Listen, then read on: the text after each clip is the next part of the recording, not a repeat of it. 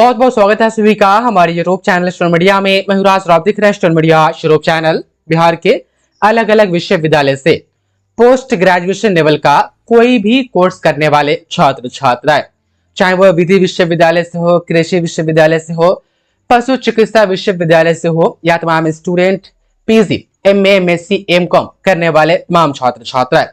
PG करने के बाद एक सपना ये होता है कि प्रोफेसर कम से कम बन जाए। असिस्टेंट प्रोफेसर के लिए पीजी करने के बाद यूजीसी नेट एग्जाम क्रैक करना पड़ता है। यदि आप उसको क्रैक कर लेते हैं और आप नेट में उतने नंबर्स ले आते हैं जिससे कि आप असिस्टेंट प्रोफेसर के लिए एलिजिबल होते हैं, तो जहां भी वैकेंसी वगैरह आती है तो वहां पर आप अप्लाई करते हैं। लेकिन ध्यान रहे, बिना पीएचडी के आप प्रोफेसर नहीं बन सकते हैं।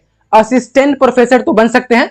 प्रोफेसर में 3 पद होते हैं, पहला असिस्टेंट प्रोफेसर, दूसरा एसोसिएट प्रोफेसर, तीसरा सीधे प्रोफेसर। तो असिस्टेंट प्रोफेसर बिना पीएचडी के तो आप बन सकते हैं, लेकिन आपको एसोसिएट प्रोफेसर और सीधे प्रोफेसर आपको बनना है तो आपके पास पीएचडी डिग्री के साथ साथ आपके पास असिस्टेंट प्रोफेसर के पद पर रहते हुए कई सालों की अनुभव भी चाहिए। अब बिहार की विश्वविद्यालय की व्यवस्था आप देखेंगे तो सिर्फ स्नातक ही नहीं, पोस्ट ग्रेजुएशन के भी सेशन लेट है। बिहार विश्वविद्यालय मुजफ्फरपुर की हम बात करें तो यहां पर भी पीजी 1 साल लेट चल रहा है लगभग। अब इसको लेकर के राजभवन ने प्रतिक्रिया ये दी है कि बिहार की जितनी भी विश्वविद्यालय है उन सभी में पीएचडी करने के लिए अभी क्या होता है, किसी भी विश्वविद्यालय में पीजी जिस भी सेशन का कंप्लीट हुआ फिर पीएचडी में एडमिशन के लिए, देखिए बिहार में पीएचडी में एडमिशन के लिए किसी भी विश्वविद्यालय में आप एडमिशन लेना चाहते हैं तो वहां पर एक एंट्रेंस होता है, पीएटी, पैट शॉर्ट में हम कहें तो पीएचडी एप्टीट्यूड टेस्ट। इसको पास करना पड़ता है, कट ऑफ में आनी पड़ती है जितनी भी सीटें होती है पर्टिकुलर विश्वविद्यालय में। उसके बाद यदि आप कट ऑफ में आ जाते हैं उस एंट्रेंस में तो फिर आपका पीएचडी में एडमिशन हो जाता है। अब रहा बात की सवाल, सर एंट्रेंस में किस टाइप का क्वेश्चन पूछा जाता है, तो जिस भी सब्जेक्ट से आपका पीजी रहता है उसी सब्जेक्ट का जो है कि उससे रिलेटेड ही पीएचडी एंट्रेंस एग्जाम में जो है कि क्वेश्चन पूछे जाते हैं। अब आज के अखबार में छापा गया है कि जो अलग अलग विश्वविद्यालय में अलग अलग डेट पर जो पीएचडी में एंट्रेंस होता है, एडमिशन होता है, ऐसी व्यवस्था लाई जाए बिहार में कि बिहार की तमाम विश्वविद्यालय एक ही बार पीएचडी के लिए एंट्रेंस टेस्ट करवाए अपने अपने विश्वविद्यालय में और उसका रिजल्ट दे, उसके बाद पीएचडी में एडमिशन हो। देखिएगा, अच्छा सबसे बड़ा चुनौती यह है कि ठीक है आप एक बार जो है कि एंट्रेंस एग्जाम करवाइएगा, पहले सेशन तो सुधार लीजिए। सेशन सुधरेगा तभी तो मान लेते हैं कि 2024 का किसी विश्वविद्यालय में पीएचडी का एंट्रेंस टेस्ट होना है, तो उसके लिए कंडीशन यह है कि उस विश्वविद्यालय में 22 से 24 का पीजी क्लियर होना चाहिए।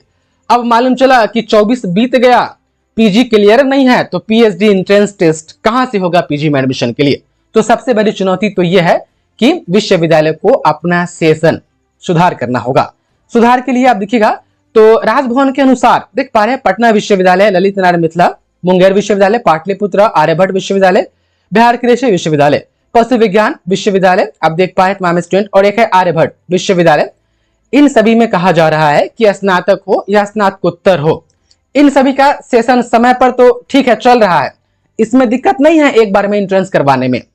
लेकिन इसके अलावा बाकी जितने विश्वविद्यालय है बिहार में सबका सेशन इधर उधर है और बिहार विश्वविद्यालय मुजफ्फरपुर भी इसमें उसका नाम नहीं है, मतलब उसका भी सेशन गड़बड़ चल रहा है। तो देख पा रहे हैं शेष विश्वविद्यालय के सत्र 2024 तक समय पर आ जाने की संभावना है। कहा जा रहा है कि बाकी जो विश्वविद्यालय बची हुई है उनका सेशन 2024 में समय पर आ जाएगा और एक ऐसी वेबसाइट बनाई जाएगी जिस पर बिहार के तमाम विश्वविद्यालय के डेटा एक ही वेबसाइट पर रहेगा, एकेडमिक कैलेंडर सब एक ही वेबसाइट पर रहेगा और सेशन सबका सुधार हो जाएगा। तो सब में पीएचडी एंट्रेंस टेस्ट एक ही बार होगा। देखिए पीजी में कम से कम 45% अंक चाहिए, तो आप पीएचडी जो पैट एंट्रेंस होता है वो आप दे सकते हैं।